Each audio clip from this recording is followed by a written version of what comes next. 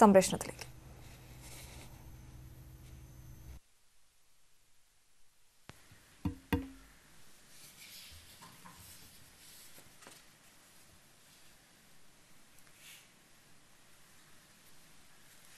കോവിഡിൻ്റെ കാര്യത്തിൽ ഇന്ന് നമ്മുടെ സംസ്ഥാനത്ത്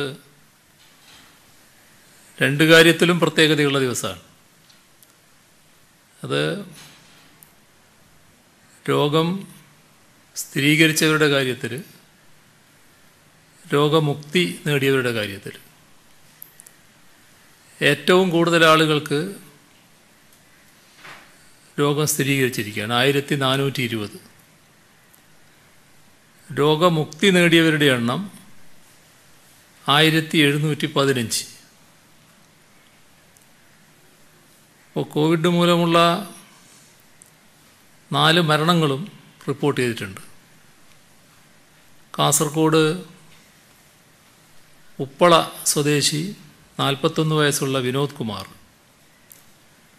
കോഴിക്കോട് വെള്ളികുളങ്ങരയിലെ 63 വയസ്സുള്ള സുലൈഖ, കൊല്ലത്ത് കിളിക്കൊല്ലൂരിലെ 60 വയസ്സുള്ള ചെല്ലപ്പൻ, ആലപ്പുഴ പാണാവള്ളിയിലെ 84 വയസ്സുള്ള പുരുഷോത്തമൻ. ഇവരുടെ നിര്യാണത്തിൽ അനുശോചനം രേഖപ്പെടുത്തുന്നു. കാലവർഷക്കെടുതി രൂക്ഷമായി തുടരുകയാണ്. ഇടുക്കി രാജമലയിലെ സംഭവങ്ങൾ നമുക്കറിയാവുന്നതാണ്. 26 മരണങ്ങളാണ് ഉണ്ടായിരിക്കുന്നത്. ഇന്നലെ 15 മൃതദേഹങ്ങൾ കണ്ടെത്തിയത് റിപ്പോർട്ട് ചെയ്തതാണ്. ഇന്ന് 11 പേരുടെ മൃതദേഹങ്ങൾ കൂടി കണ്ടെടുത്തിട്ടുണ്ട്. അതിൽ 3 പേരെ തിരിച്ചറിഞ്ഞിട്ടില്ല. തിരിച്ചറിഞ്ഞത് രാജ, വിജില 47 വയസ്സ്, കുട്ടിരാജ് 48 വയസ്സ്, പവൻതായി, മണികണ്ഠൻ 30 വയസ്സ്, ദീപക് 18 വയസ്സ്, ഷൺമുഖ അയ്യർ 58 വയസ്സ്, പ്രഭു 55 വയസ്സ്. കരിപ്പൂരിൽ വിമാന ദുരന്തത്തിൽ മരണമടഞ്ഞവരുടെ എണ്ണം 18.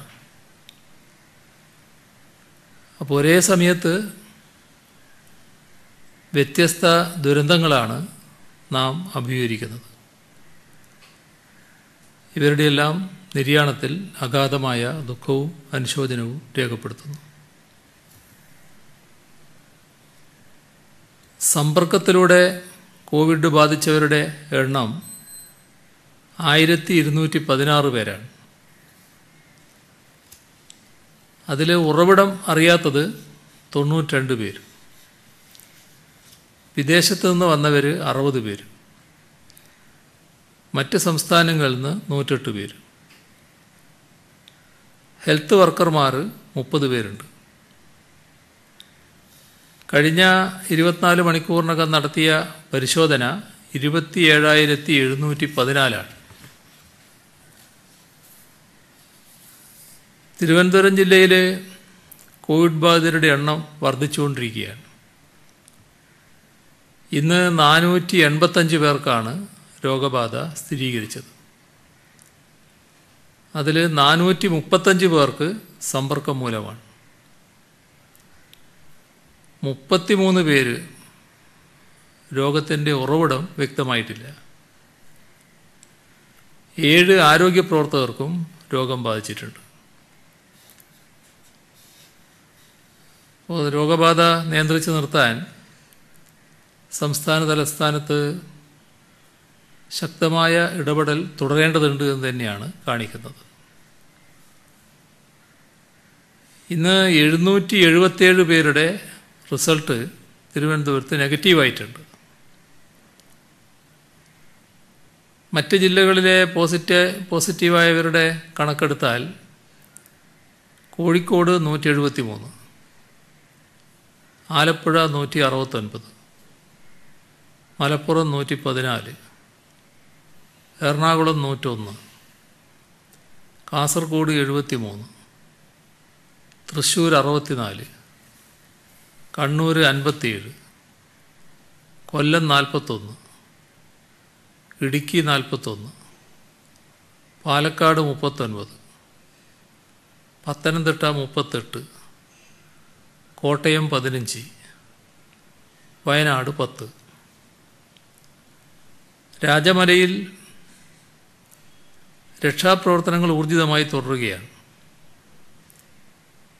ഹൃദയഭേദകമായ രംഗങ്ങളാണ് അവിടെയുള്ളത്. ഒറ്റയടിക്ക് ഇല്ലാതായിപ്പോയവരുടെ മൃതദേഹങ്ങൾ ഒന്നിച്ച് സംസ്കരിക്കുന്നു. പോസ്റ്റ്മോർട്ടം നടപടികൾ അതിവേഗം നടത്തുന്നുണ്ട്. മരണമടഞ്ഞവരുടെയും പരിക്കേറ്റവരുടെയും കുടുംബങ്ങൾക്ക് എല്ലാവിധ സഹായവും നൽകും. ഇന്നലെ പ്രഖ്യാപിച്ചതാണ് മരണമടഞ്ഞവരുടെ കുടുംബത്തിന് 5 ലക്ഷം രൂപ വീതം അടിയന്തരാശ്വാസം നൽകുമെന്നുള്ളത്. അതേപോലെ തന്നെ ആവശ്യമായ എല്ലാ ചികിത്സയും സർക്കാർ ചെലവിൽ നടത്തും. പ്രകൃതി ദുരന്തത്തിൽ സർവവും നഷ്ടപ്പെട്ടു പോയവരാണ് ഇവർ. അവരെ സംരക്ഷിക്കാനും ആ കുടുംബങ്ങൾക്ക് തുറന്നുള്ള ജീവിതത്തിൽ അത്താണിയാകാനും സർക്കാർ ഒപ്പമുണ്ടാകും. റവന്യൂ മന്ത്രി ഇ ചന്ദ്രശേഖരൻ, വൈദ്യമന്ത്രി എം മണി എന്നിവരവിടെ ക്യാമ്പ് ചെയ്ത് രക്ഷാപ്രവർത്തനങ്ങൾക്ക് നേതൃത്വം നൽകുന്നു. 78 പേരാണ് ദുരന്തത്തിൽപ്പെട്ടത്. 12 പേരെ രക്ഷപ്പെടുത്താനായി. 26 പേരുടെ മൃതദേഹം കണ്ടെത്തി. ബാക്കിയുള്ളവരെ കണ്ടെത്താനുള്ള കഠിന ശ്രമം തുടരുന്നു. രക്ഷാപ്രവർത്തനങ്ങൾക്കാവശ്യമായ സംവിധാനങ്ങൾ ഉറപ്പാക്കിയിട്ടുണ്ട്. വെട്ടിമുടിയിൽ രക്ഷാപ്രവർത്തനവും തെരച്ചിലും രാവിലെ തന്നെ പുനരാരംഭിച്ചു. NDRFൻ്റെ 2 ടീമുകളാണ് രക്ഷാപ്രവർത്തനത്തിൽ ഏർപ്പെട്ടിരിക്കുന്നത്. പോലീസ്, ഫയർഫോഴ്സ് സേനാംഗങ്ങളും തോട്ടം തൊഴിലാളികൾ ഉൾപ്പെടെയുള്ള നാട്ടുകാരുമുണ്ട്. ഇവരുടേതെല്ലാം സ്തുത്യർഹമായ സേവനമാണ്. കൂടുതൽ മണ്ണുമാന്തി യന്ത്രങ്ങൾ എത്തിയിട്ടുണ്ട്. ഉരുൾപൊട്ടലുണ്ടായ ഭാഗത്ത്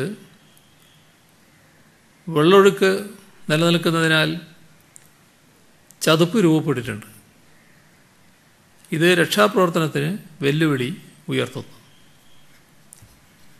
രാജമലയിൽ നിന്നും പെട്ടിമുടിയിലേക്കുള്ള പാതയിൽ പലയിടത്തും മണ്ണിടിഞ്ഞ് മരങ്ങൾ കടപുഴകി കിടക്കുകയാണ്. വലിയ വാഹനങ്ങൾ ദുരന്തമുഖത്ത് എത്തിക്കുന്നതിന്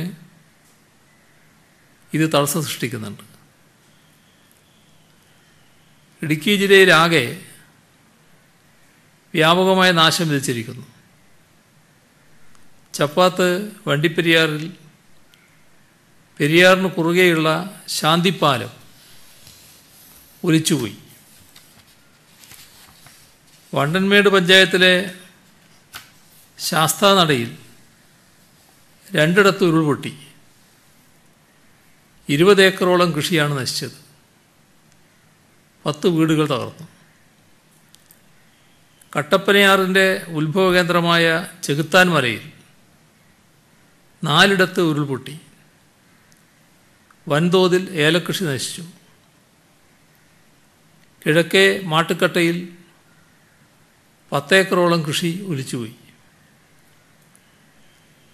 തേക്കടി കൊച്ചി സംസ്ഥാന പാതയിലെ നിരപ്പേൽക്കട കൊച്ചുപാലത്തിൻ്റെ പകുതിയോളം ഒലിച്ചുപോയിട്ടുണ്ട്. ജില്ലയിൽ 4 താലൂക്കുകളിലായി ഇതുവരെ 21 ദുരിതാശ്വാസ ക്യാമ്പുകളാണ് തുറന്നത്. 580ഓളം ആളുകൾ ഇവിടങ്ങളിലേക്ക് മാറി താമസിച്ചിട്ടുണ്ട്. കരിപ്പൂർ വിമാനാപകട സ്ഥലവും കോഴിക്കോട് മെഡിക്കൽ കോളേജ് ആശുപത്രിയും ബഹുമാനപ്പെട്ട ഗവർണർക്കും സ്പീക്കർക്കും സഹമന്ത്രിമാർക്കും ഒപ്പം സന്ദർശിച്ചു. കോഴിക്കോട് പരിക്കുപറ്റി കിടക്കുന്ന ആശുപത്രികൾ, ആ ആശുപത്രികളിലെല്ലാം മന്ത്രിമാർ സന്ദർശിക്കുകയും ചെയ്തു. അപകടത്തിൽ മരണപ്പെട്ടവരുടെ കുടുംബത്തിന് 10 ലക്ഷം രൂപ നൽകാൻ സംസ്ഥാന സർക്കാർ തീരുമാനിച്ചിട്ടുണ്ട്. പരിക്കേറ്റ എല്ലാവരുടെയും ചികിത്സാ ചെലവ് സർക്കാർ തന്നെ വഹിക്കും. സിവിൽ ഏവിയേഷൻ മന്ത്രാലയവും മറ്റ് കേന്ദ്ര സർക്കാർ ഏജൻസികളും വിമാനയാത്രക്കാർക്ക് നഷ്ടപരിഹാരം പ്രഖ്യാപിക്കുമെന്നാണ് പ്രതീക്ഷിക്കുന്നത്. അപകടത്തിൽ നിന്ന് രക്ഷപ്പെട്ടവർക്ക് സാധ്യമായ ഏറ്റവും മികച്ച ചികിത്സ ഉറപ്പാക്കുക, ഇതാണിപ്പോൾ അടിയന്തര ചുമതല. കോഴിക്കോട്, മലപ്പുറം ജില്ലകളിലായി 16 ആശുപത്രികളിലായി രക്ഷപ്പെടുത്തിയവരുടെ ചികിത്സ ജില്ലാ അതോറിറ്റി ഏകോപിപ്പിക്കുന്നുണ്ട്. വിമാനത്തിലുണ്ടായിരുന്ന 190 പേരിൽ 184 യാത്രക്കാരും 6 പേർ ക്രൂ അംഗങ്ങളുമാണ്. മരിച്ച 18 പേരിൽ 14 പേർ മുതിർന്നവരും 4 കുട്ടികളുമാണ്. മരണമടഞ്ഞവരുടെ പേരുവിവരം: മലപ്പുറം സ്വദേശികളായ ഷഹീർ സയ്യിദ് 38 വയസ്സ്, ലൈലാബി കെ വി 51 വയസ്സ്, ശാന്ത മരക്കാട്ട് 59 വയസ്സ്, സുധീർ വാര്യത്ത് 45 വയസ്സ്, ഷസ ഫാത്തിമ 2 വയസ്സ്, പാലക്കാട് സ്വദേശികളായ മുഹമ്മദ് റിയാസ് വി പി 24 വയസ്സ്, ആയിഷ ദുവ 2 വയസ്സ്, കോഴിക്കോട് സ്വദേശികളായ രാജീവൻ ചെരക്കാപ്പറമ്പിൽ 61 വയസ്സ്, മനാൽ അഹമ്മദ് 25 വയസ്സ്, ഷറഫുദ്ദീൻ 35 വയസ്സ്, ജാനകി കുന്നോത്ത് 55 വയസ്സ്, അസം മുഹമ്മദ് ചെമ്പായി 1 വയസ്സ്, രമ്യ മുരളീധരൻ 32 വയസ്സ്, ശിവാത്മിക 5 വയസ്സ്, ഷെനോബിയ 40 വയസ്സ്, ഷാഹിറ ബാനു 29 വയസ്സ്. ഇവരെ കൂടാതെ കേരള വിമാനത്തിൻ്റെ പൈലറ്റ് ദീപക് വസന്ത് സാത്തെ, സഹ പൈലറ്റ് അഖിലേഷ് കുമാർ, ഇവരെല്ലാം മരണപ്പെട്ടു പോയിരിക്കുകയാണ്. 149 യാത്രക്കാർ ആശുപത്രിയിലുണ്ട്. അതിൽ 23 പേർക്ക് ഗുരുതര പരിക്കുകളുണ്ട്. ഇതുവരെ 23 യാത്രക്കാരെ ഡിസ്ചാർജ് ചെയ്തു. തമിഴ്നാട്, തെലങ്കാന സ്വദേശികളായ യാത്രക്കാരുമുണ്ട്. കോവിഡ് ഭീഷണി ഉണ്ടായിരുന്നിട്ടും പോസ്റ്റ്മോർട്ടം പ്രക്രിയ ത്വരിതപ്പെടുത്തി. മരണപ്പെട്ടവർ ഉൾപ്പെടെ അപകടത്തിൽപ്പെട്ടവരെയെല്ലാം കോവിഡ് പരിശോധനയ്ക്ക് വിധേയമാക്കും. മരിച്ചവരിൽ ഒരാൾക്കാണ് ഇതുവരെ കോവിഡ് സ്ഥിരീകരിച്ചത്. അപകടം നടന്ന ഉടൻ തന്നെ പ്രദേശവാസികളുടെയും ഫയർഫോഴ്സ്, പോലീസ്, റവന്യൂ, CISF, ആരോഗ്യവകുപ്പ്, ട്രോമ കെയർ വളണ്ടിയർമാരുടെയും സഹായത്തോടെ അപകടത്തിൽപ്പെട്ടവരെ വിവിധ ആശുപത്രികളിൽ എത്തിച്ച് ചികിത്സ ലഭ്യമാക്കി. തദ്ദേശഭരണ മന്ത്രി AC മൊയ്തീൻ, മലപ്പുറം, കോഴിക്കോട് ജില്ലാ കലക്ടർമാർ, ഇവരാണ് രക്ഷാപ്രവർത്തനങ്ങൾക്ക് ഫലപ്രദമായി നേതൃത്വം നൽകിയത്. അപകടത്തിൽപ്പെട്ടവരെ ആശുപത്രിയിലെത്തിക്കുന്നതിനായി ആംബുലൻസുകളും ടാക്സി, സ്വകാര്യ വാഹനങ്ങളും സജീവമായി രംഗത്തിറങ്ങി. അപകടത്തിൽപ്പെട്ടവർക്ക് കോഴിക്കോട്, മലപ്പുറം ജില്ലകളിൽ വിവിധ ആശുപത്രികളിലാണ് വിദഗ്ധ ചികിത്സ ലഭ്യമാക്കിയിരിക്കുന്നത്.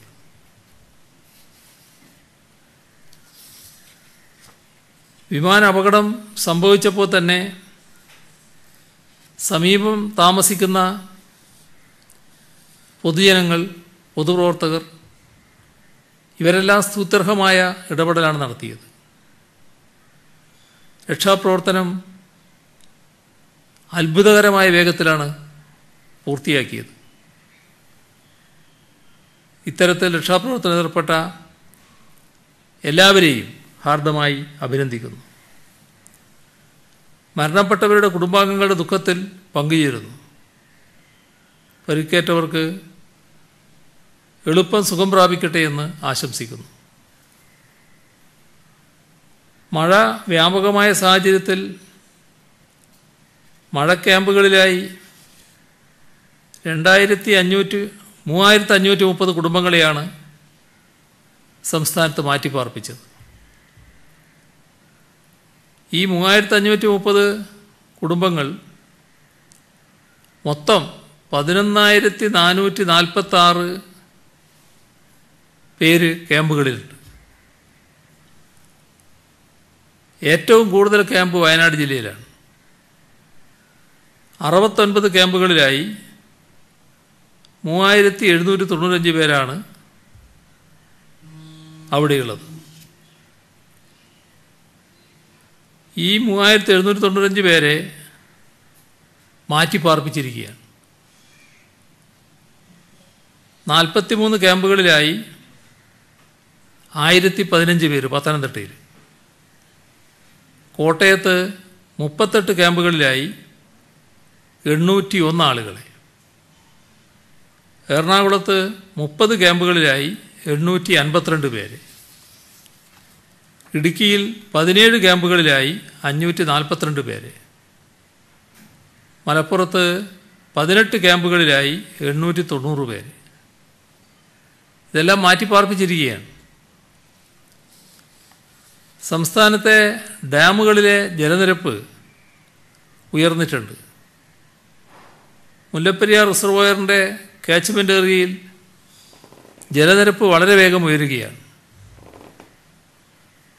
കഴിഞ്ഞ 24 മണിക്കൂറിനുള്ളിൽ മുല്ലപ്പെരിയാറിലും തേക്കടിയിലും പെയ്തത് യഥാക്രമം 198.4 മില്ലിമീറ്ററും 157.2 മില്ലിമീറ്ററും മഴയാണ്. ഈ സമയത്തിനുള്ളിൽ 7 അടിയാണ് ജലനിരപ്പ് ഉയർന്നത്.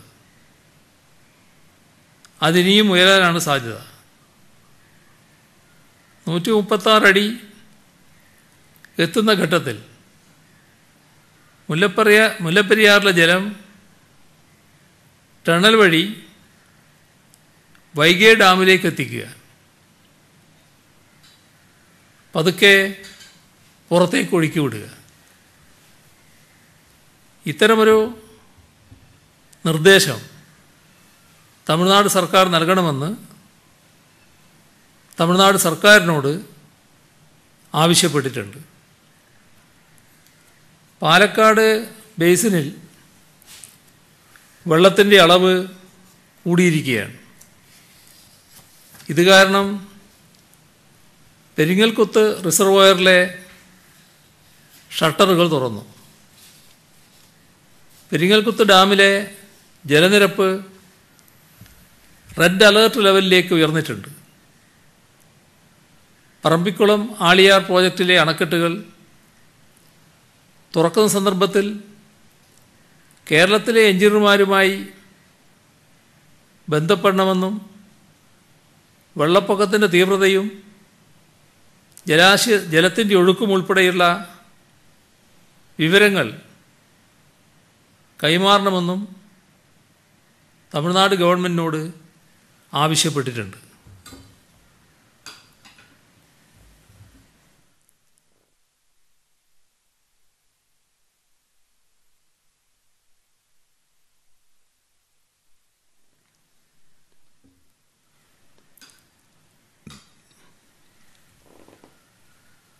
തിരുവനന്തപുരം ജില്ലയിൽ നെയ്യാർ ഡാമിൻ്റെ 4 ഷട്ടറുകൾ തുറന്നിട്ടുണ്ട്. പേപ്പാറ ഡാമും പരിമിതമായി തുറന്നിട്ടുണ്ട്.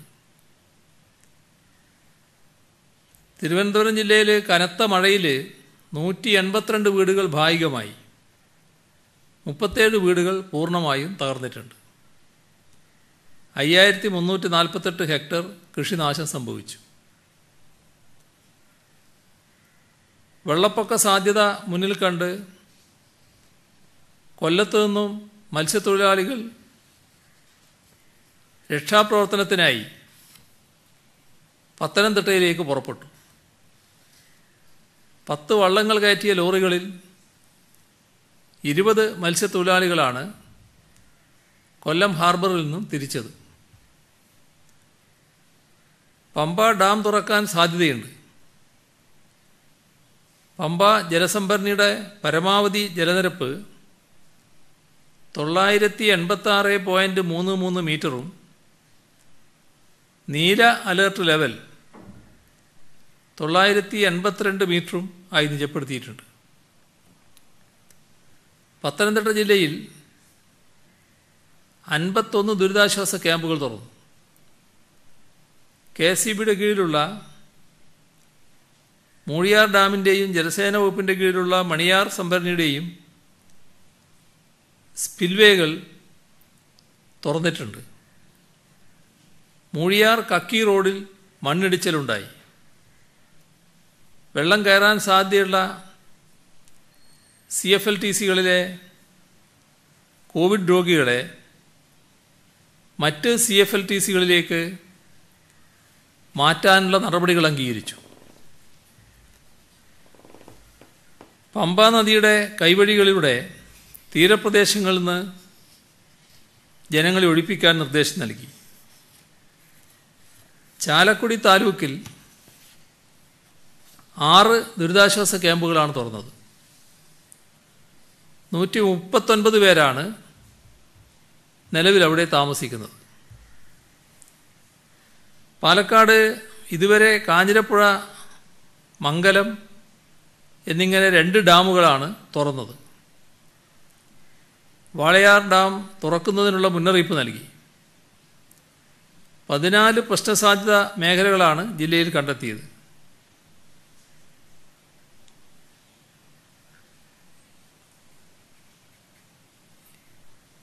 വാളയാർ ഡാം തുറക്കുന്നതിനുള്ള മുന്നറിയിപ്പ് നൽകിയിട്ടുണ്ട്. ഈ മേഖലകളിലെ മണ്ണിടിച്ചൽ 327 കുടുംബങ്ങളെ സുരക്ഷിതമായ സ്ഥലങ്ങളിലേക്ക് മാറ്റിപ്പാർപ്പിക്കേണ്ടി വരും. നിലമ്പൂർ മുതൽ നാടുകാണി വരെയുള്ള ഗതാഗതം രാത്രി 8 മുതൽ രാവിലെ 6 വരെ പൂർണ്ണമായും നിരോധിച്ചു.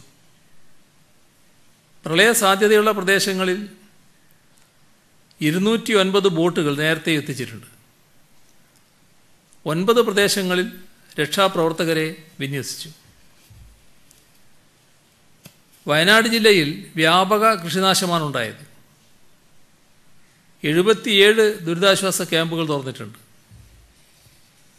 1154 കുടുംബങ്ങളിലായി 4072 പേരെ ക്യാമ്പുകളിലേക്ക് മാറ്റി. ഇവരിൽ 2235 പേർ ആദിവാസി വിഭാഗത്തിൽപ്പെട്ടവരാണ്. മഴ തുടരുകയാണെങ്കിൽ ബാണാസുര ഡാം ഷട്ടറുകൾ തുറക്കേണ്ട സാഹചര്യമുണ്ടാകും. അതിശക്തമായ മഴയുണ്ടായാൽ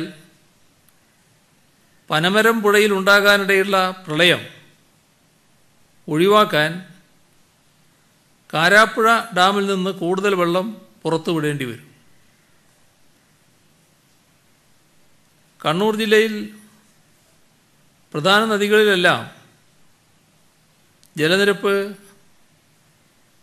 അപകടകരമായ വിധം ഉയർന്നിട്ടുണ്ട്. വളപട്ടണം, മയ്യിൽ, ശ്രീകണ്ഠപുരം തുടങ്ങിയ സ്ഥലങ്ങളിലേക്ക് രക്ഷാപ്രവർത്തനത്തിനായി ബോട്ടുകൾ സജ്ജമാക്കി. ജില്ലയിലെ എല്ലാ ചെങ്കൽ കരിങ്കൽ ക്വാറികളുടെയും പ്രവർത്തനം ഓഗസ്റ്റ് 14 വരെ വിലക്കി. കാസർഗോഡ് കൊന്നക്കാട് വനത്തിനകത്ത് മണ്ണിടിച്ചിലുണ്ടായി. ആളപായമില്ല. ചൈത്രവാഹിനി പുഴ കരകവിഞ്ഞു. കാലിക്കടവ് കുന്നുംകൈ റോട്ടിലും പെരുമ്പട്ടയിലും വെള്ളം കയറി. കാര്യങ്കോട് പുഴയിൽ വെള്ളം ഉയരാൻ സാധ്യതയുണ്ട്. വയനാട് ജില്ലയിലെ തൊണ്ടർനാട് ക്ലസ്റ്ററിൽ കോവിഡ് നിയന്ത്രണ വിധേയമായി. അത്തരമൊരു പശ്ചാത്തലത്തിലും കാലവർഷം ശക്തമായ സാഹചര്യത്തിലും കുറ്റ്യാടി ചുരം ഗതാഗതത്തിന് തുറന്നു കൊടുക്കാൻ തീരുമാനിച്ചു. എന്നാൽ ഒരു ചുരത്തിലൂടെയും രാത്രി യാത്ര അനുവദിക്കില്ല. അപകട സാധ്യത നിലനിൽക്കുന്നതിനാലാണ് വൈകിട്ട് 7 മുതൽ രാവിലെ 6 വരെ ഗതാഗത നിരോധനം ഉള്ളത്. ഇപ്പോൾ രാജമലയിൽ നമ്മൾ പ്രഖ്യാപിച്ചത് ആദ്യഘട്ടത്തിലുള്ള ധനസഹായമാണ്. അതോടെ എല്ലാം തീരുകയല്ല. അവിടെ രക്ഷാപ്രവർത്തനം വരെ പൂർത്തിയായിട്ടില്ല. രക്ഷാപ്രവർത്തനം ഇപ്പോഴും നടന്നുകൊണ്ടിരിക്കുകയാണ്. അപ്പോൾ ദുരന്തത്തിൻ്റെ വ്യാപ്തി അതിനുശേഷം മാത്രമേ വിലയിരുത്താനാവൂ. നഷ്ടം എത്രത്തോളമാണ് എന്ന് മനസ്സിലാക്കാനും അതിനുശേഷം മാത്രമേ കഴിയൂ. എല്ലാം നഷ്ടപ്പെട്ട ഒരവസ്ഥയാണ് അവിടെയുള്ളത്. അപ്പോൾ ഉറ്റവരെയും ഉടയവരെയും എല്ലാം നഷ്ടപ്പെട്ടു പോയ ജനതയെ ചേർത്ത് പിടിക്കേണ്ട അവസ്ഥയാണ് ഇവിടെ വന്നു ചേർന്നിട്ടുള്ളത്. അപ്പോൾ സർക്കാരിന് മുന്നിലുള്ള ഉത്തരവാദിത്വം അതാണ്. അവരുടെ ജീവനോപാധി നഷ്ടപ്പെട്ടിട്ടുണ്ട്, വാസസ്ഥലം നഷ്ടപ്പെട്ടിട്ടുണ്ട്. ഇങ്ങനെയുള്ള കാര്യങ്ങൾ വന്നാൽ അതെല്ലാം ഉറപ്പുവരുത്താനുള്ള ബാധ്യത സാധാരണ നിലയിൽ സർക്കാരിനുണ്ട്. ഇത് രക്ഷാപ്രവർത്തനം കഴിഞ്ഞ് മാത്രമേ നമുക്ക് അത്തരം പ്രശ്നങ്ങൾ തന്നെ എന്താണെന്ന് പരിശോധിച്ചുകൊണ്ട് കടക്കാനാവും. അപ്പോൾ അവരെ സംരക്ഷിക്കുകയും ചെയ്യും, അവരുടെ കൂടെ നിൽക്കുകയും ചെയ്യും. ഇത് ആദ്യഘട്ടത്തിലുള്ള പ്രഖ്യാപനം മാത്രമാണ്. തുറന്നു പല കാര്യങ്ങളും ഇതിൻ്റെ ഭാഗമായിട്ട് തന്നെ വരാനിരിക്കുകയാണ്. അതാണതിൽ നമ്മൾ കാണേണ്ടത്. പിന്നെയുള്ളൊരു പ്രശ്നം ഇതിനെക്കുറിച്ച് തന്നെ പറഞ്ഞാൽ ചില ആൾക്കാർ കാണുന്നത് രാജമലയിൽ പോയില്ല, അവിടെ മണ്ണിനടിയിൽ കുറേ ആൾ കഴിയുന്നു, ഇവിടെ കോഴിക്കോട് ആശുപത്രിയിലാണ് കഴിയുന്നത്, അവിടെ എന്തിനാണ് ധൃതിപ്പെട്ടു പോയത് എന്ന തരത്തിലുള്ള ഒരു പ്രചരണം. അതിൽ 2 കാര്യമാണ് നോക്കേണ്ടത്.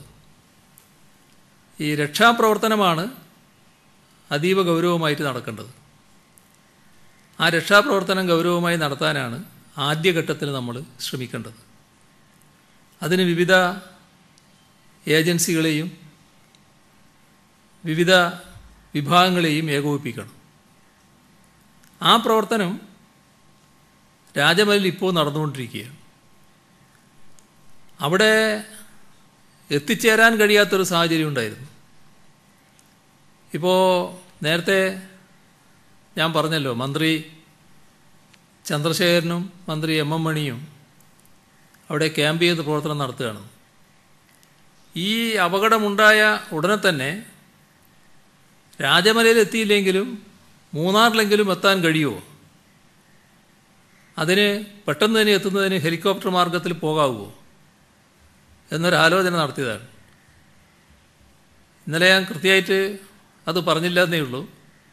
എന്നാൽ ആ സൂചന എൻ്റെ മറുപടിയിലുണ്ടായിരുന്നു. കാലാവസ്ഥ മോശമാണ്, ഇപ്പം അങ്ങോട്ട് പോകാൻ കഴിയില്ല, കുറച്ച് കഴിഞ്ഞ് പോകാൻ കഴിയുമോ എന്ന് നോക്കി. അപ്പോഴും പറ്റാത്ത നില തന്നെ. അങ്ങനെയാണ് അവർ കാർ മാർഗം പോകുന്ന നിലയെടുത്തത്. അപ്പോൾ ഇതൊക്കെ ഓരോ സ്ഥലത്തിൻ്റെയും ആവശ്യത്തിനനുസരിച്ച് തന്നെ നടപടികൾ സ്വീകരിക്കാനാണ് സർക്കാർ ശ്രമിച്ചുകൊണ്ടിരിക്കുന്നത്. കരിപ്പൂരിൻ്റെ അവസ്ഥ, രക്ഷാപ്രവർത്തനത്തിൻ്റെ കാര്യം ഇന്നലെയോടെ അവസാനിച്ചു. ഇന്ന് ഞാൻ അവിടെ സന്ദർശിച്ചപ്പോൾ അതിൻ്റെ കാര്യങ്ങൾ വിശദമായിട്ട് ഞാൻ പറഞ്ഞതാണ്. ഇപ്പോൾ ഞാൻ നിങ്ങളോടും പറഞ്ഞു. അത് അതിവിദഗ്ധമായ രക്ഷാപ്രവർത്തനങ്ങളാണ് നടന്നത്. ഇതുമായി ബന്ധപ്പെട്ടുള്ള എല്ലാവരും ആ രക്ഷാപ്രവർത്തനത്തിൻ്റെ വേഗതയെ പ്രത്യേകമായി പ്രശംസിക്കുകയാണ്. കാരണം അതിൽ ചില കാര്യങ്ങളിൽ നമ്മുടെ നാടിൻ്റെ ഒരു മികവുണ്ടല്ലോ, അതാണ് അവിടെ കാണാൻ കഴിഞ്ഞത്. അപ്പം അതിനുശേഷം അവിടെ കഴിയുന്നവർക്ക് ഉള്ള സ്ഥിതിയിൽ എന്തൊക്കെ ചെയ്യാൻ പറ്റും,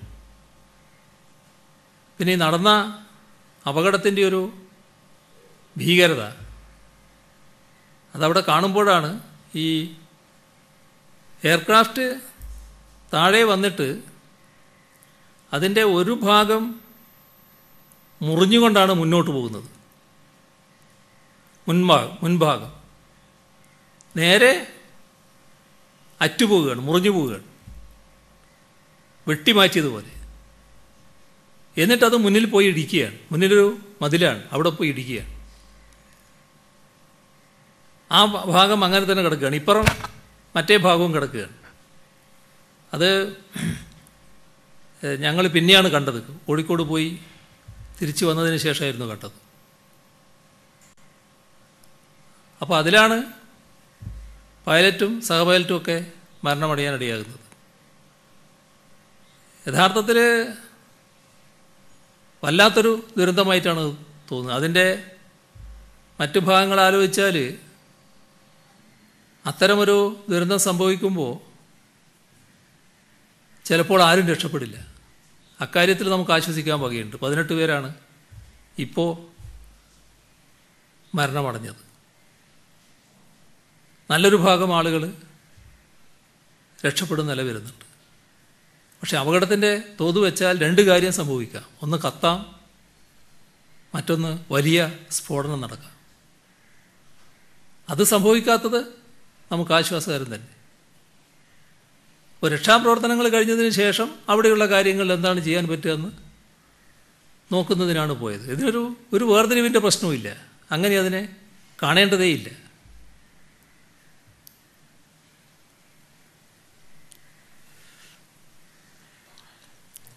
ശബ്ദമില്ല.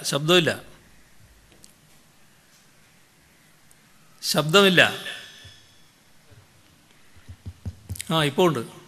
NHM-ലുള്ളവർക്കൊക്കെ ശമ്പളം അലവൻസ് കൂട്ടിക്കൊടുക്കാൻ തീരുമാനമുള്ള CM കഴിഞ്ഞ ദിവസം പറഞ്ഞിരുന്നു.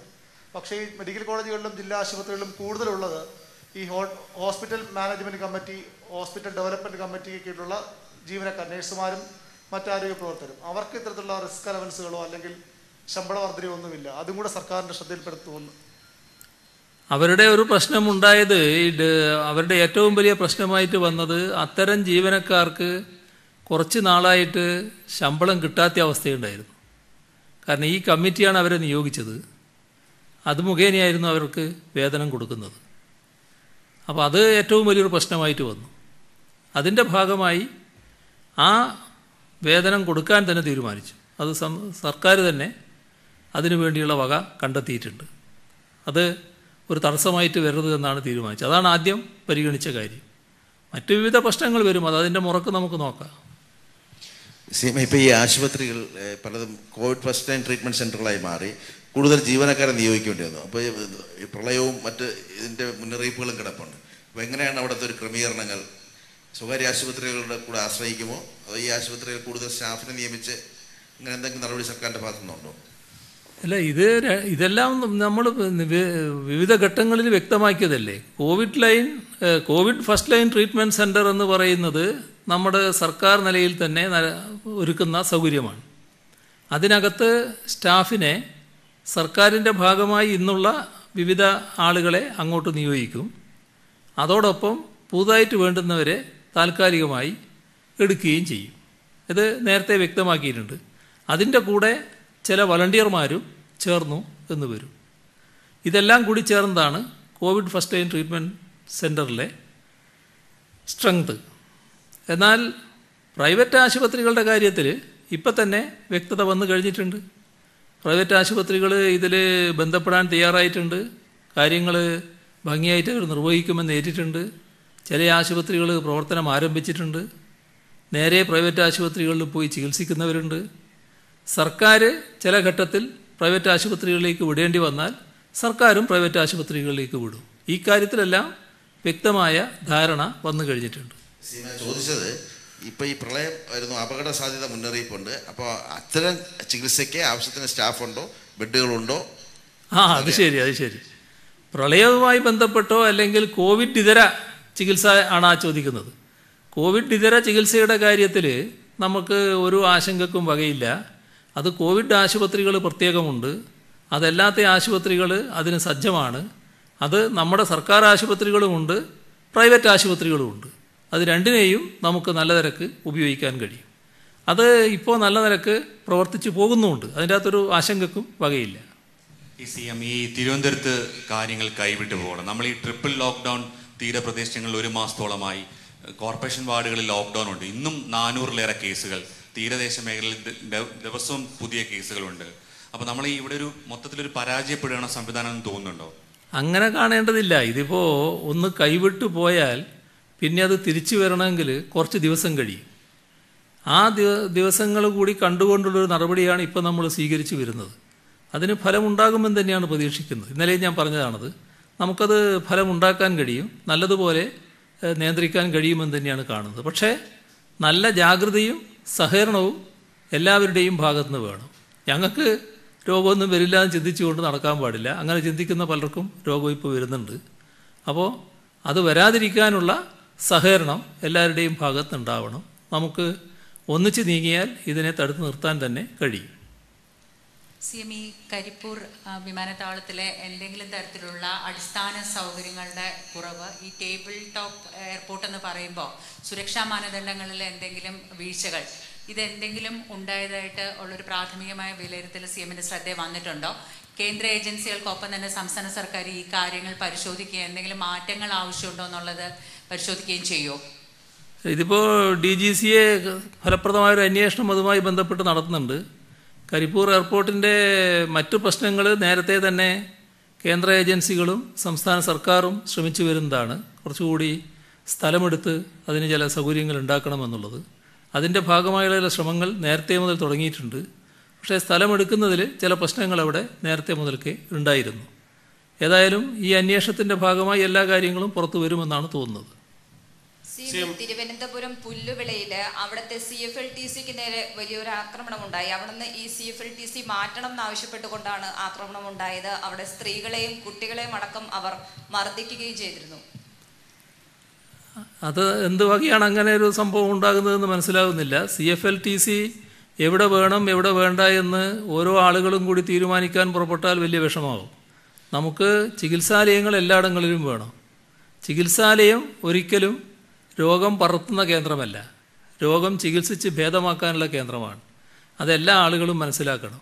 ആരുടെയെങ്കിലും ദുർബോധനത്തിന് ഇരയായി അല്ലെങ്കിൽ തെറ്റായി കാര്യങ്ങൾ ധരിച്ച് അതിനെയൊന്നും എതിർക്കാൻ പുറപ്പെടരുത്. എന്തിനേയും എതിർക്കാമെന്നൊരു ധാരണയിൽ നമ്മുടെ ആളുകൾ എത്താൻ പാടില്ല. CFLTC എന്നത് നമ്മുടെ നാട്ടിലെ രോഗവ്യാപന തോത് വർദ്ധിച്ചതിൻ്റെ ഭാഗമായി പ്രാഥമിക ചികിത്സ ഒരുക്കാൻ കണ്ടെത്തിയ കേന്ദ്രമാണ്. അത് നാടിന് ഏറ്റവും ഒഴിച്ചുകൂടാത്തൊരു കാര്യമാണ്. അതിനെ എതിർക്കുന്നു എന്ന് പറയുന്നത്, അല്ലെങ്കിൽ അതിന് നേരെ ഒരു ആക്രമണം നടത്താൻ പുറപ്പെടുന്നു എന്ന് പറയുന്നത് ഏറ്റവും കടുത്ത സാമൂഹ്യ ദ്രോഹമായിട്ട് മാത്രമേ പരിഗണിക്കാൻ പറ്റൂ. അത്തരം ആളുകൾ അതിൽ നിന്ന് അടിയന്തരമായിട്ട് പിന്തിരിയണം. അങ്ങനെ ഒരു നിലപാട് സ്വീകരിക്കാൻ പാടില്ല. അവിടെയുള്ളവർ അങ്ങനെ ഒരു നിലപാടെടുത്തിട്ടുണ്ടെങ്കിൽ ആ നിലപാടെടുത്തവർ ചുരുക്കം പേരായിരിക്കും. അവരതിൽ നിന്ന് പിന്തിരിയണം.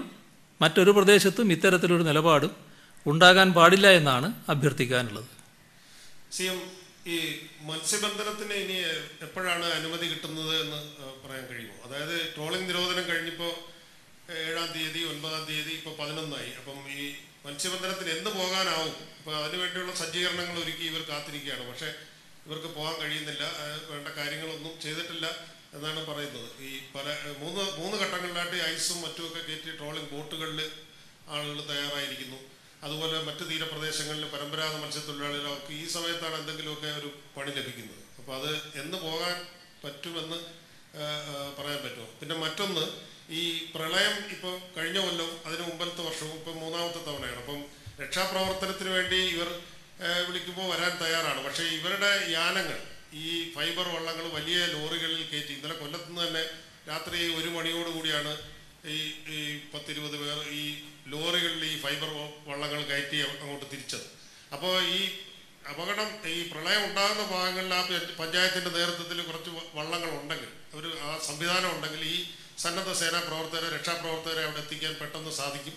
അതല്ലെങ്കിൽ ഈ കൊണ്ടുപോകുന്ന വള്ളങ്ങൾക്ക് പിന്നെ കേടുപാട്, അതിൻ്റെ എഞ്ചിൻ ഉൾപ്പെടെ വീണ്ടും റീപ്ലേസ് ചെയ്യുന്ന ഒരു നഷ്ടമാണ് വരുന്നത്. അപ്പോൾ അത് ഒന്ന് ആലോചിച്ചാൽ നന്നായിരിക്കും. പെട്ടെന്ന് ദുരന്തമുഖത്ത് എത്താൻ പറ്റും.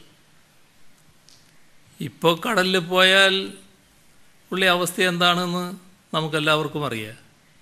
അത് ട്രോളിംഗ് നിരോധനവുമായിട്ട് ബന്ധപ്പെട്ടതുമായിട്ട് ഒരു പ്രശ്നവുമില്ല, ഒരു തരത്തിലും ബാധിക്കുന്ന കാര്യമല്ല.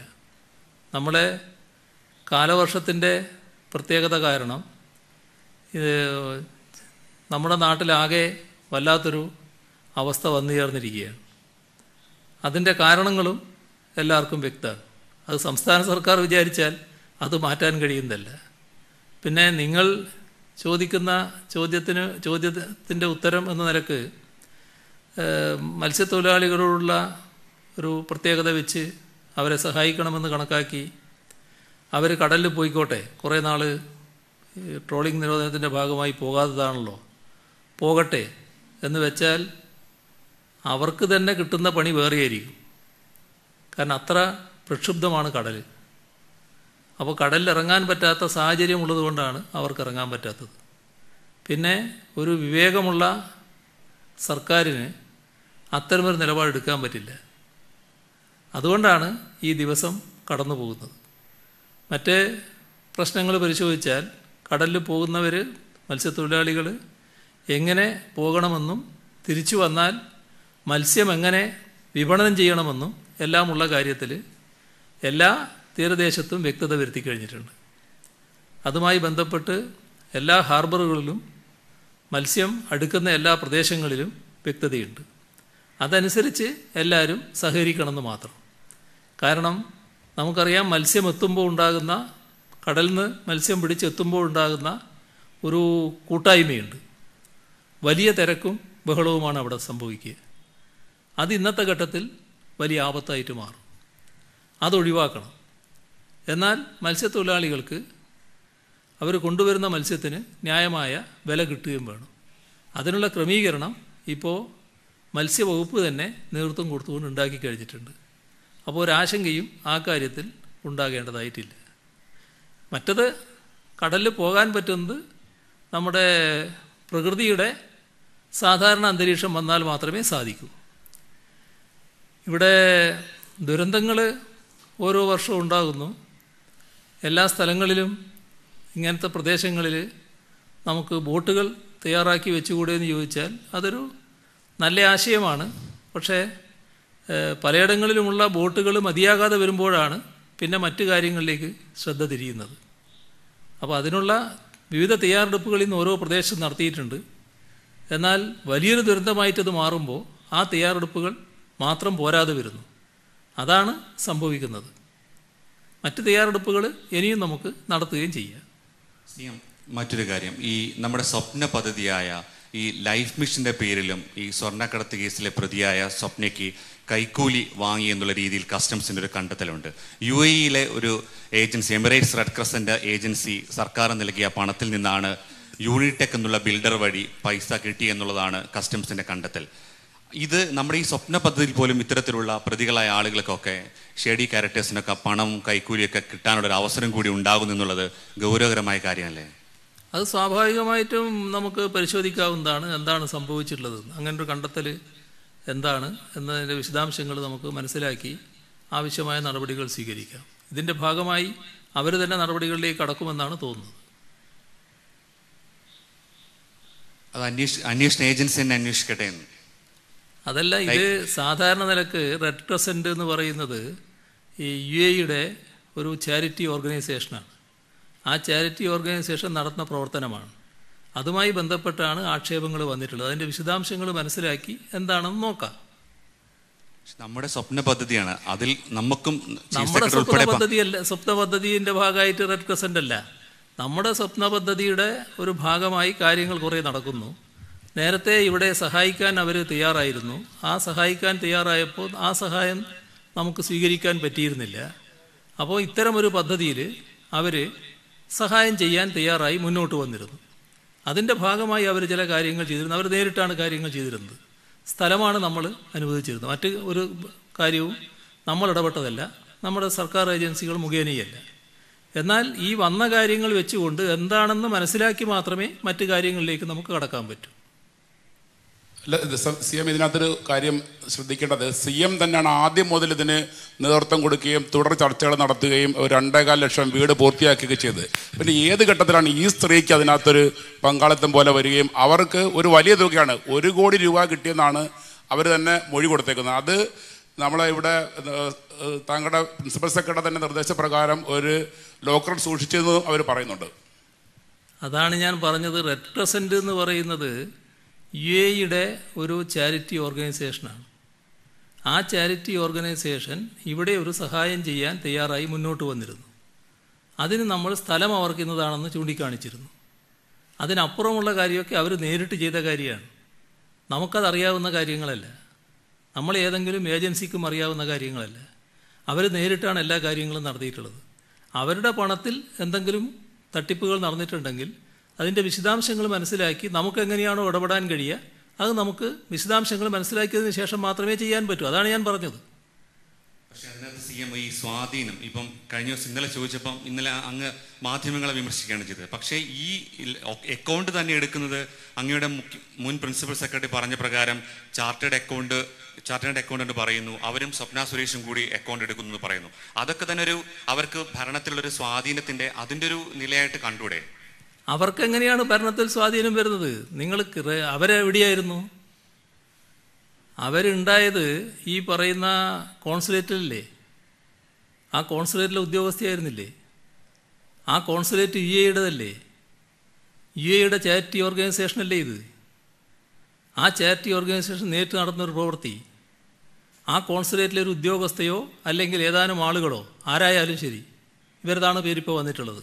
അവരാണെങ്കിൽ അവർ തട്ടിപ്പ് നടത്തിയിട്ടുണ്ടെങ്കിൽ ആ തട്ടിപ്പിന് നമുക്കെന്താണ് ചെയ്യാൻ കഴിയും? അവർ നേരിട്ട് നടത്തുന്ന കാര്യങ്ങളല്ലേ. എന്നാൽ നമ്മുടെ നാട്ടിൽ നമ്മുടേതായൊരു പദ്ധതിയുടെ ഭാഗമായി തട്ടിപ്പ് നടന്നിട്ടുണ്ടെങ്കിൽ അതിൻ്റെ കാര്യങ്ങൾ എന്താണെന്ന് മനസ്സിലാക്കി എന്താണ് ചെയ്യാൻ കഴിയാൻ നമുക്ക് പരിശോധിക്കാം. അതാണ് ഞാൻ പറഞ്ഞത്. അപ്പോൾ അവർക്കുള്ളൊരു സ്വാധീനമല്ലേ ഇന്നലെ? എന്ത് സ്വാധീനോ? നിങ്ങൾക്ക് വേറെ വഴിക്ക് പോകാനാണ് താല്പര്യം. അതുകൊണ്ടാണ് ആ ചോദ്യം ഇങ്ങനെ ആവർത്തിച്ചുകൊണ്ടിരിക്കുന്നത്. ഞാൻ പറഞ്ഞത് തരുമ്പം മനസ്സിലാക്കാൻ ശ്രമിക്കുന്നില്ല. അവർ കോൺസുലേറ്റിലെ ഉദ്യോഗസ്ഥയായിരുന്നു. ആ കോൺസുലേറ്റ് ആരതാ? UAEയുടേതാണ്. റെഡ് ക്രസൻ്റ് ഏതാ? UAEയുടെ ഒരു ചാരിറ്റി ഓർഗനൈസേഷനാണ്. ആ ചാരിറ്റി ഓർഗനൈസേഷൻ നേരിട്ടൊരു കാര്യം ഇവിടെ നടപ്പാക്കുന്നു. ആ നടപ്പാക്കുന്ന കാര്യത്തിൽ അവരുടെ പണം ഇവിടുത്തെ കോൺസുലേറ്റ് വഴി ചെലവഴിച്ചിട്ടുണ്ടെങ്കിൽ അതിൻ്റെ ഭാഗമായി എന്തെങ്കിലും തട്ടിപ്പ് നടന്നിട്ടുണ്ടെങ്കിൽ അത് വിശദമായി മനസ്സിലാക്കിയാൽ ആ മനസ്സിലാക്കിയതിന് ശേഷമാണ് നമുക്കെന്തെങ്കിലും ചെയ്യാൻ കഴിയുമോ എന്ന് നോക്കാൻ പറ്റുക. അത് നോക്കാമെന്നാണല്ലോ ഞാൻ പറയുന്നത്. അത് നമ്മളെ ഏതെങ്കിലും ഗവൺമെൻറ് സംവിധാനത്തിൽ സ്വാധീനമുണ്ടായതിൻ്റെ ഭാഗമായിട്ടല്ലല്ലോ തട്ടിപ്പ് നടക്കുന്നത്. ആ തട്ടിപ്പ് ആ കോൺസുലേറ്റിലെ ഉദ്യോഗസ്ഥ എന്ന നിലക്ക് നടത്തുന്ന കാര്യമാണല്ലോ. കോൺസുലേറ്റുമായിട്ടായിരിക്കുമല്ലോ അവർക്ക് നേരിട്ട് ബന്ധമുണ്ടായിട്ടുള്ളത്. അതല്ലേ മനസ്സിലാക്കാൻ ശ്രമിക്കേണ്ടത്. CM അങ്ങയുടെ UAE സന്ദർശനത്തിന് 2 ദിവസം മുമ്പ് ഈ സ്വപ്ന സുരേഷും ശിവശങ്കറും UAEയിലേക്ക് പോകുന്നു, ഈ സംഘടനയുമായി ചർച്ച നടത്തുന്നു. അങ്ങനെ എന്തെങ്കിലും കാര്യം അന്ന് ശ്രദ്ധയിൽപ്പെട്ടിരുന്നോ? അത്തരമൊരു കാര്യം ഉണ്ടായതായിട്ട് എനിക്കറിയില്ല. മാത്രമല്ല അങ്ങനെ സംഭവിക്കാനും ഇടയില്ല. ഈ റെഡ് ക്രസന്റുമായിട്ടുള്ള ചർച്ചകൾക്ക് ഇവർ മുൻകൈ എടുക്കുകയോ ഇവർ ഇടനില നിൽക്കുകയോ അങ്ങനെ എന്തെങ്കിലും? ഈ പ്രശ്നവുമായി ബന്ധപ്പെട്ട് ഒരു തരത്തിലുള്ള മുൻകൈയും ഒരു തരത്തിലുള്ള ചർച്ചയും വേറെ ആരും നടത്തിയിട്ടില്ല. ഈ CM അങ്ങ് നമുക്ക് സർക്കാരിൽ സ്വാധീനമില്ല എന്ന് പറയുന്നു.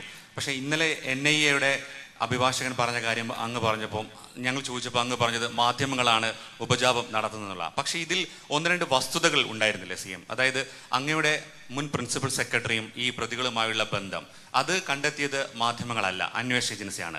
അതിൻ്റെ ബേസിലാണ് അങ്ങ് അദ്ദേഹത്തെ പുറത്താക്കുന്നത്. അങ്ങയുടെ മുൻ IT ഫെല്ലോ ആണ് പ്രതികൾക്ക് വേണ്ടി മുറിയെടുത്തെടുത്തു എന്ന് പറയുന്നു. അതിൻ്റെ പേരിലും അങ്ങയും സർക്കാരും തന്നെയാണ് ഇവരെ പുറത്താക്കുന്നത്. ഇതൊക്കെ മാധ്യമങ്ങൾ ഉണ്ടാക്കിയ ഉപജാപങ്ങളല്ലല്ലോ യഥാർത്ഥത്തിൽ അന്വേഷണ ഏജൻസികൾ കണ്ടെത്തുന്നു. അതിനുശേഷം പുറത്തു വരുന്ന വാർത്തകൾ ആ രീതിയിലല്ലായിരുന്നോ? അതിൻ്റെ തുടർച്ചയായിട്ടായിരുന്നു ഇന്നലെയും ഇന്നൊക്കെ ഞങ്ങൾ ചോദ്യം ചോദിച്ചത്. ഇന്ന് അങ്ങ് പറഞ്ഞില്ല, ഇന്നലെ അങ്ങ് ഞങ്ങൾക്കെതിരെ ശോഭിച്ചുകൊണ്ട് മാധ്യമങ്ങൾ ഉപജാപം നടത്തുക എന്ന് പറയുന്നു. യഥാർത്ഥത്തിൽ ഇപ്പോൾ നടക്കുന്നൊരു അന്വേഷണവുമായി ബന്ധപ്പെട്ട ഭാഗങ്ങളിലെ ഒരു സാധാരണ രീതിയിലുള്ള ചോദ്യങ്ങളല്ലേ ഞങ്ങൾ അങ്ങോട്ട് ചോദിക്കുന്നത്? അല്ല, അന്വേഷണത്തിൻ്റെ ഭാഗമായി നടക്കുന്ന കാര്യങ്ങൾ കൃത്യമായി അന്വേഷണത്തിൻ്റെ ഭാഗമായി നടക്കട്ടെ എന്ന് വെക്കണം. നിങ്ങൾ ചൂണ്ടിക്കാണിക്കുന്ന പണിയല്ല എടുക്കേണ്ടത്. ഇതാ ഇയാളെ ഒന്ന് നോക്കേ, ഒന്ന് വിളിക്കേ, ഒന്ന് തെളിവെടുക്കേ എന്ന് പറയുന്ന പണി സാധാരണ നിലക്ക് അന്വേഷണ ഏജൻസി നടത്തേണ്ട കാര്യമാണ്. അത് ഏതെങ്കിലും മാധ്യമം ചൂണ്ടിക്കാണിക്കുകയല്ല വേണ്ടത്. ഇവിടെ അത്തരം കാര്യങ്ങളടക്കം ഉണ്ടായില്ലേ? ആ നിലയടക്കം വന്നില്ലേ? അതിനടക്കം പ്രചരണം കൊടുത്തില്ലേ? അത്തരം കാര്യങ്ങളടക്കം വിളിച്ചു പറയുന്ന നിലയുണ്ടായില്ലേ? ഒരു വസ്തുതയുമില്ലാത്ത ആളുകളെ കുറ്റപ്പെടുത്തുന്ന നില വന്നില്ലേ? അതെല്ലാം ഒരു മാധ്യമധർമ്മത്തിൽപ്പെട്ടതാണോ? അതാണ് ഞാൻ ചോദിച്ചത്. മാധ്യമധർമ്മത്തിൻ്റെ കാര്യം പറഞ്ഞത് ഞാൻ വീണ്ടും ആവർത്തിക്കണോ? അത് നിങ്ങൾക്ക് തീരെ ഉൾക്കൊള്ളാൻ കഴിയുന്നില്ല അല്ലേ? നിങ്ങൾക്ക് ഉൾക്കൊള്ളാൻ കഴിയില്ല. ഇനി നിങ്ങൾ ഉൾക്കൊണ്ടില്ലെങ്കിൽ തന്നെ നിങ്ങളെ പറഞ്ഞു വിടുന്ന ആളുകൾക്ക് അത് ബോധ്യമാവില്ല. അപ്പോൾ നിങ്ങളുടെ അടുത്ത് വീണ്ടും വീണ്ടും അത് ചോദിക്കണമെന്ന് പറയും. അതിൻ്റെ ഭാഗമായി ചോദ്യം വന്നുകൊണ്ടേയിരിക്കും. നിങ്ങൾ ഒരു കാര്യവും ഉൾക്കൊള്ളാൻ തയ്യാറല്ല എന്നുള്ളതാണ് വസ്തുത. ഒന്നും ഉൾക്കൊള്ളാൻ നിങ്ങൾ തയ്യാറാകുന്നില്ല. ഞങ്ങൾ പിടിച്ച വഴിക്ക് ഞങ്ങൾ പോകും. ഞങ്ങൾ നടത്തുന്നതെല്ലാം നടത്തും. ഞങ്ങളെ ചോദ്യം ചെയ്യാൻ ആര് എന്ന രീതിയിലാണ് നിങ്ങളുടെ പോക്ക്. അത് ശരിയായ മാധ്യമധർമ്മമല്ല. നിങ്ങൾ ശരിയായ കാര്യങ്ങളാണ് നിർവഹിക്കേണ്ടത്. നിങ്ങൾ ശരിയായ കാര്യം നിർവഹിക്കുമ്പോൾ ആർക്കാ പരാതി? അതുമായി ബന്ധപ്പെട്ട് എന്തെങ്കിലും പരാതി ആരെങ്കിലും ഉന്നയിക്കൂ? അതെന്തുകൊണ്ടാണ് നിങ്ങൾ മനസ്സിലാക്കാത്തത്? നിങ്ങൾക്ക് അതിൽ തന്നെ കെട്ടിത്തിരിയാനാണല്ലോ താല്പര്യം. ഇത്തരം ചോദ്യങ്ങളൊക്കെ സ്വാഭാവികമല്ലേ CM? ഒരു മാധ്യമപ്രവർത്തകർ ചോദിക്കുന്ന സാധാരണ സ്വാഭാവികമായ കാര്യമല്ലേ? രാജ്യം അന്വേഷിക്കുന്ന രാജ്യം ചർച്ച ചെയ്യുന്ന വലിയൊരു കേസ്, അതുമായി ബന്ധപ്പെട്ടുകൊണ്ട് മുഖ്യമന്ത്രിയുടെ ഓഫീസിലെ ഉദ്യോഗസ്ഥരൊക്കെ ഉൾപ്പെടുന്നു. ആ സമയത്തുണ്ടാകുന്ന സ്വാഭാവികമായ ചോദ്യം അല്ലേ മാധ്യമ? സ്വാഭാവികമായ ചോദ്യമല്ല. സ്വാഭാവികമായ ചോദ്യമാണെങ്കിൽ ആ ഉദ്യോഗസ്ഥന് നേരെ അത്തരമൊരു ബന്ധങ്ങൾ വന്നാൽ, അതിൻ്റെ മേലെ നടപടികൾ വന്നാൽ, ആ നടപടികളുടെ ഭാഗമായി അവിടെ അവസാനിക്കും. നിങ്ങൾക്ക് ആ സ്വാഭാവികതയല്ല. നിങ്ങൾക്ക് വേണ്ടത് കേരളത്തിലെ മുഖ്യമന്ത്രി ഇത്തരം കാര്യങ്ങൾക്കെല്ലാം കൂട്ടുനിൽക്കുന്ന ആളാണ് എന്ന് സ്ഥാപിക്കലാണ്. അത് നിങ്ങളുടെ ആവശ്യമല്ല, നിങ്ങളെ പറഞ്ഞു വിടുന്നവരുടെ ആവശ്യമാണ്. നിങ്ങളൊരു സംഘം ഇതിനായി ഇറങ്ങി തിരിച്ചിട്ടുണ്ട്. ആ സംഘത്തിൻ്റെ ജോലിയാണ് നിങ്ങൾ നിറവേറ്റുന്നത്. ആ സംഘത്തിൻ്റെ വക്താക്കളെ നിശ്ചയിച്ചയക്കുന്നുണ്ട്. അതിൻ്റെ ഭാഗമാണ്. അത് കാണാതിരിക്കരുത്. പക്ഷേ ഇത് പറയുമ്പോഴും സ്പ്രിംഗ്ലർ മുതൽ ഇങ്ങോട്ട് നിരവധി തവണ ആരോപണം ഉയർന്നപ്പോഴും അങ്ങ് സംരക്ഷിക്കുന്ന നിലപാട് എടുത്തു എന്നൊരു ആരോപണം ഉയർന്നു. ഈ ഒരു സാഹചര്യത്തിലാണ് ഏറ്റവും ഒടുവിൽ ശിവശങ്കർ IASുമായി ബന്ധപ്പെട്ട ഈ ആരോപണങ്ങളും കസ്റ്റംസും അടക്കം രംഗത്തേക്ക് വരുമ്പോൾ, അന്വേഷണം വരുമ്പോൾ വിവാദങ്ങൾ കൂടുതലുണ്ടാകുന്നത്, മുഖ്യമന്ത്രിയുടെ ഓഫീസ് കേന്ദ്രീകരിച്ച് കാര്യങ്ങൾ ഉരുത്തിരിയുന്നത്. ചോദിച്ചില്ല. താങ്കൾ പറയുന്നു ഇത് മാധ്യമങ്ങൾ ഇത് പ്രശ്നമുണ്ടാക്കിയതിനെ തുറന്നാണെന്ന്. പക്ഷെ തുടക്കം മുതൽ തന്നെ മാധ്യമങ്ങൾ ചൂണ്ടിക്കാണിച്ചിരുന്നു, പ്രതിപക്ഷം ചൂണ്ടിക്കാണിച്ചിരുന്നു. സ്പ്രിംഗ്ലർ മുതൽ ഇങ്ങോട്ട് പലയിടത്തും ഇദ്ദേഹത്തിന്റെ വഴിവിട്ട ഇടപെടലുകൾ ഉണ്ട് എന്ന ആരോപണം. പക്ഷെ അവിടെയൊന്നും നടപടികൾ ഉണ്ടാകാത്തത് കൊണ്ടല്ലേ ഏറ്റവും ഒടുവിൽ ഇത്രയും വലിയൊരു പ്രശ്നമായി ഇത് മാറിയത്? ഒരു പ്രശ്നം ഉണ്ടാകുന്നത് സ്വാഭാവികമായി ചൂണ്ടിക്കാണിക്കുന്നതും പിന്നീടൊരു തെറ്റായ കാര്യം നടന്ന് അതിൻ്റെ മേലെ നടപടി വരുന്നതും രണ്ടും രണ്ടാണ്. സ്പ്രിംഗ്ലറിൻ്റെ മേലെയുള്ള പ്രശ്നങ്ങൾ ഇപ്പോഴും കോടതിയുടെ മുന്നിൽ നിൽക്കുകയാണ്. ആ പ്രശ്നത്തിൽ മറ്റ് നിലപാടുകളൊന്നും വന്നു കഴിഞ്ഞിട്ടില്ല. നടപടി വന്ന ഏത് കാര്യത്തിലാണ്? നടപടി വന്നത് ഇദ്ദേഹത്തിന് മറ്റ് ചില വഴിവിട്ട ബന്ധങ്ങളുണ്ടായി എന്ന് പരസ്യമായി ആക്ഷേപം വന്നു. അതിൻ്റെ മേലെ ഒരു മുഖ്യമന്ത്രിയുടെ സെക്രട്ടറി ആയിരിക്കുന്നയാൾ അത്തരത്തിലൊരു നിലപാട് സ്വീകരിക്കാൻ പാടില്ല എന്നതിൻ്റെ അടിസ്ഥാനത്തിലാണ് നടപടിയിലേക്ക് പോയത്. അതിൻ്റെ തുടർച്ചയായി കാര്യങ്ങൾ പരിശോധിച്ചപ്പോൾ അദ്ദേഹം ചെയ്യാൻ പാടില്ലാത്ത കാര്യങ്ങൾ ചെയ്തിട്ടുണ്ട്. അതിന് സസ്പെൻഷനും വന്നു. ഇതല്ലേ ഉണ്ടായത്? എന്താണ് നിങ്ങൾക്കത് കാണാൻ പറ്റാത്തത്? അത് മനസ്സിലാക്കാനേ കഴിയുന്നില്ലല്ലോ. നിങ്ങളിൽ ചിലരുടെ മാധ്യമങ്ങൾക്ക് പ്രത്യേകമായ ചില ഉദ്ദേശങ്ങളുണ്ട്. ആ ഉദ്ദേശങ്ങൾ അതിൻ്റെ രീതിയിൽ പുറത്തു വരുന്നതാണ്. അതിൻ്റെ പിന്നിൽ കളിക്കുന്നവരുണ്ട്. അതെന്താണ് മനസ്സിലാക്കാൻ പറ്റാത്തത്? അങ്ങനെയാണെങ്കിൽ ഈ ഒരു മാസം മുമ്പ് വരെ ഈ മാധ്യമങ്ങളെല്ലാം തന്നെ താങ്കളെ വല്ലാതെ പുകഴ്ത്തിയാണ് റിപ്പോർട്ടുകളെല്ലാം കൊടുത്തിട്ടുള്ളത്. താങ്കൾ ഇന്നലെ പേരെടുത്ത് പറഞ്ഞ പല മാധ്യമങ്ങളും അതിനകത്ത് ഒരു കാര്യം, ഒരു മനോരമ പത്രത്തിൻ്റെ ഒരു കാര്യം പറഞ്ഞ് പിണറായിയാണ് താരം എന്നാണ് അവരൊരു വാർത്ത കൊടുത്തത്. അന്ന് ഈ അട്ടിമറി ശ്രമത്തെക്കുറിച്ച് താങ്കൾക്ക് ഒരു പരാതി ഉണ്ടായിരുന്നില്ല. എത്രയോ പത്രം, പിന്നെ പിണറായി എന്ന് പറയുന്ന ഒരു ലോകം അറിയപ്പെടുന്ന ബ്രാൻഡ് നെയിം ആണെന്ന് വരെ വാർത്ത ഇവിടെ കൊടുത്ത ആളുകളുണ്ട്. അന്നൊന്നും ഒരു മാസം മുമ്പ് വരെ താങ്കൾക്ക് ഈ പരാതിയേ ഉണ്ടായിരുന്നില്ല. ഇത്തരം ഒരു പ്രശ്നം വന്നപ്പോഴാണല്ലോ ഈ തരം ചോദ്യങ്ങളും സംസാരങ്ങളും ഉണ്ടായത്.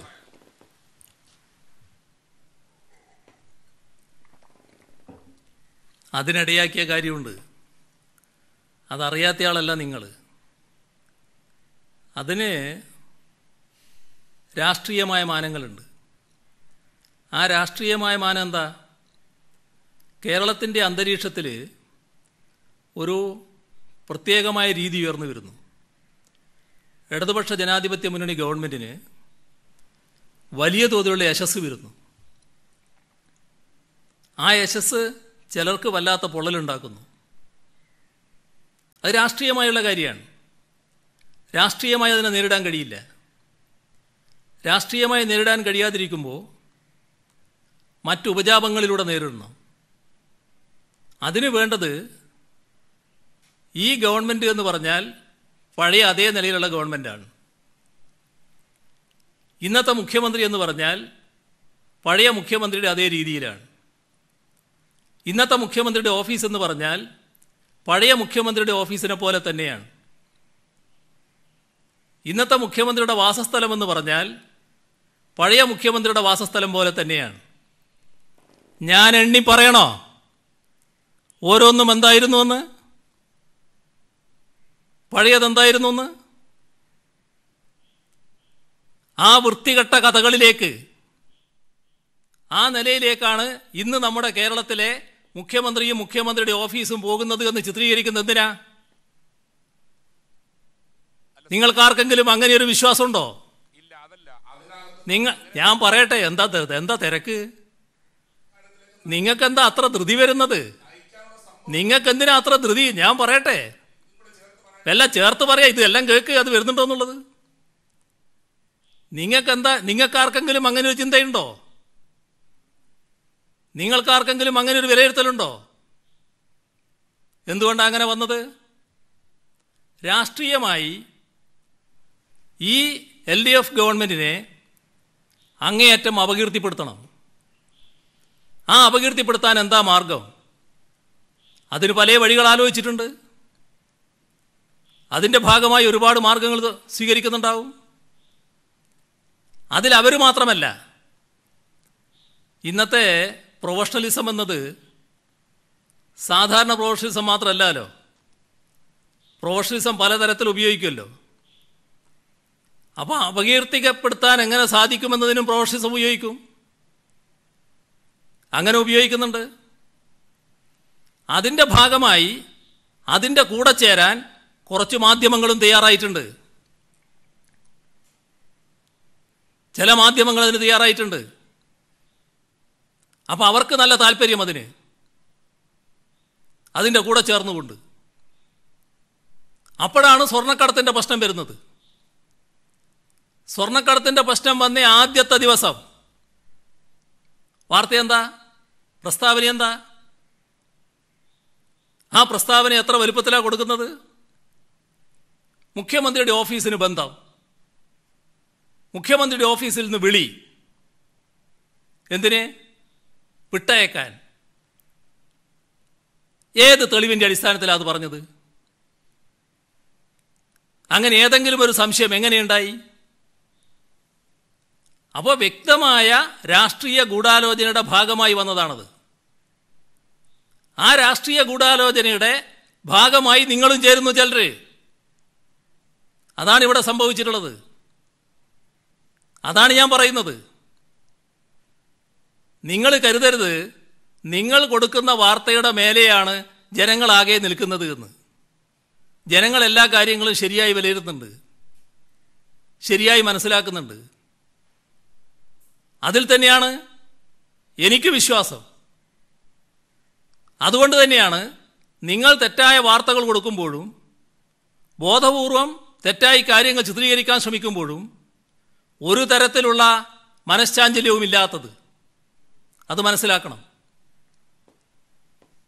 ശരി, അപ്പോൾ അല്ല, സമയം കഴിഞ്ഞു പോയി. ഇനി നമുക്ക് പിന്നെയാകാം.